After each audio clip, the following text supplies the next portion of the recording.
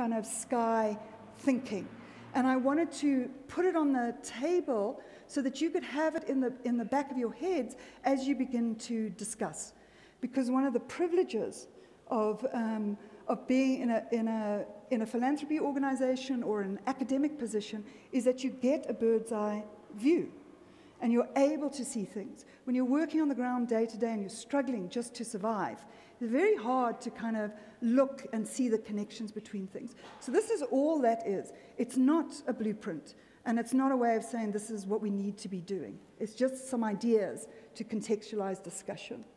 It's certainly informed how the other foundation is working. It's given rise to the 4 programs that we have, supporting the field, finding those organizations that are doing work, not telling them what to do, not pigeonholing them into particular areas or spaces, and providing small grants to enable that work to happen.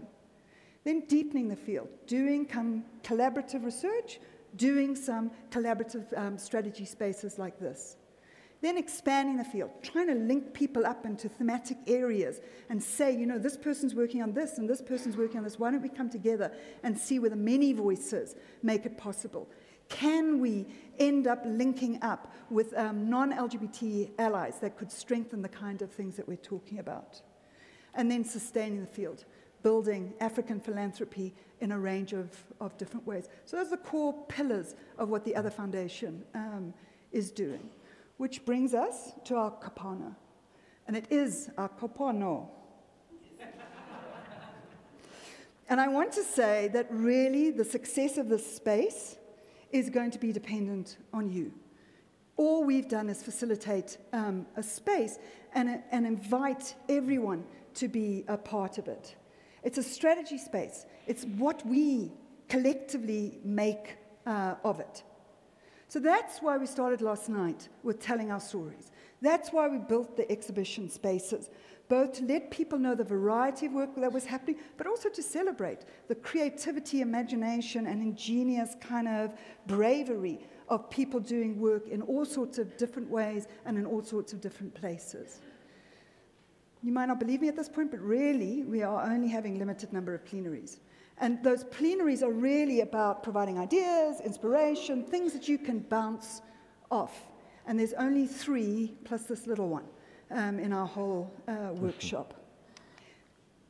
Then we're doing our documentation. We were worried that actually you can spend an enormous amount of energy and time writing reports that are never read.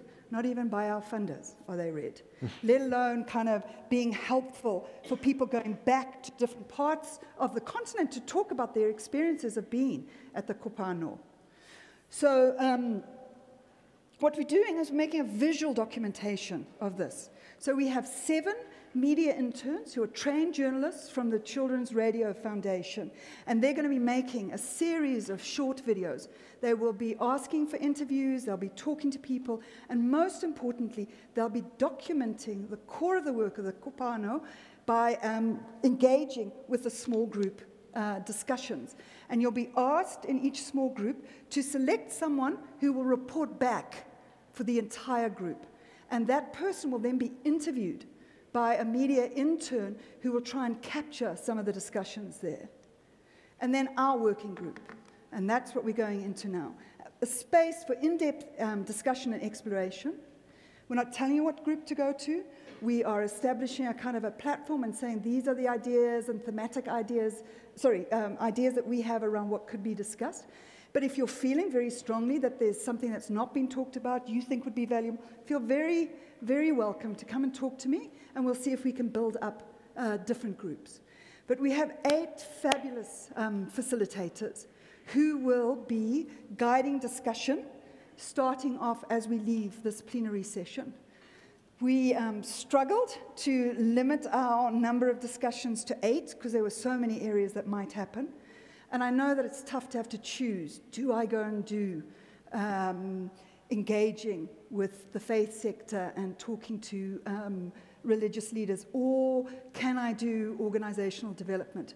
So actually what we're going to do is we're going to run all 8 groups now.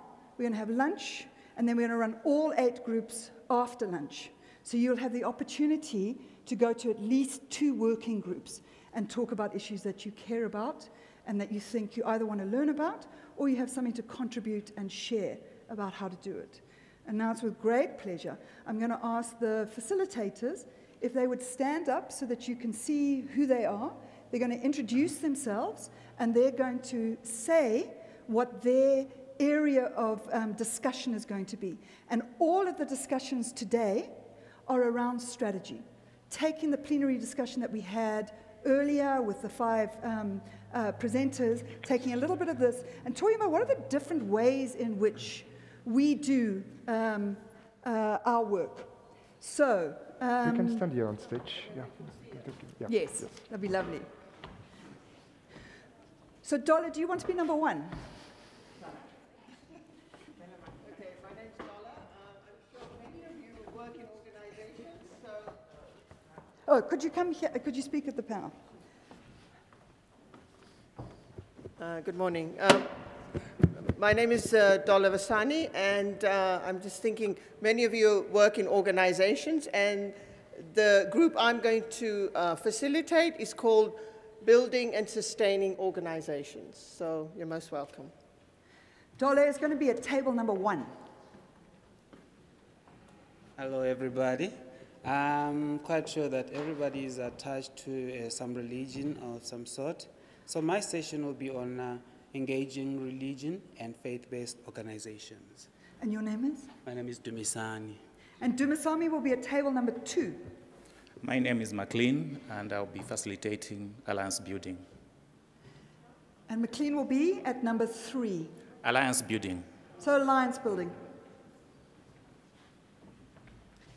Hi everyone, I am Sekara Mafisa. I'll be facilitating on visibility and arts and culture. Sekara will be at table number 4. Good day, people. My name is Mawetu, and I'll be facilitating media and communication. I'm looking forward to be with you in my group. Thank you. At table 5. Hello, everybody. My name is Ricky Nathanson.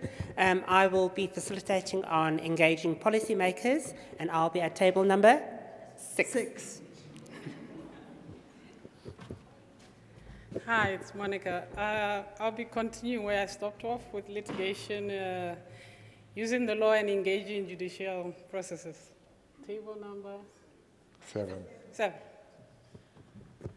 Hello everyone, I am Kat. I will be facilitating public education and outreach, and I'll be at table number 8.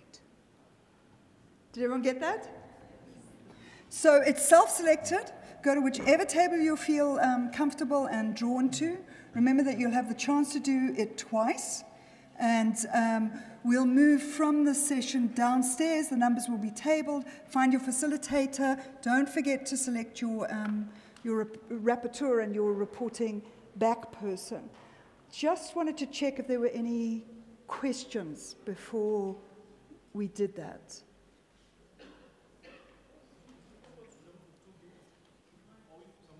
Can you stand up, please?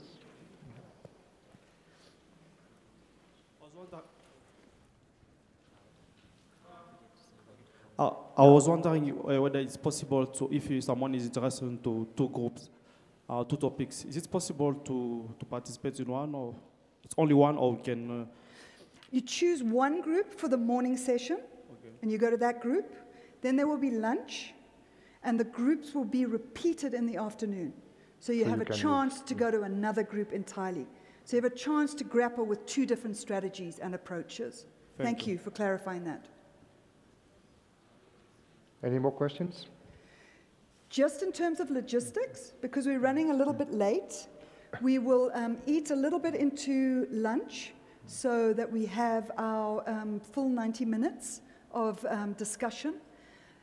You go downstairs into the Mikado and find your table, and then we'll break for lunch quite naturally at the right time. We'll have lunch, and we'll call you back into session. You'll go straight back into the Mikado for the second session. That will end at 3:30 in time for tea. Thank you very much, everyone. Thank you, Carla. And enjoy your group work. Hopefully, a very lively discussions. Thank you. That's all right.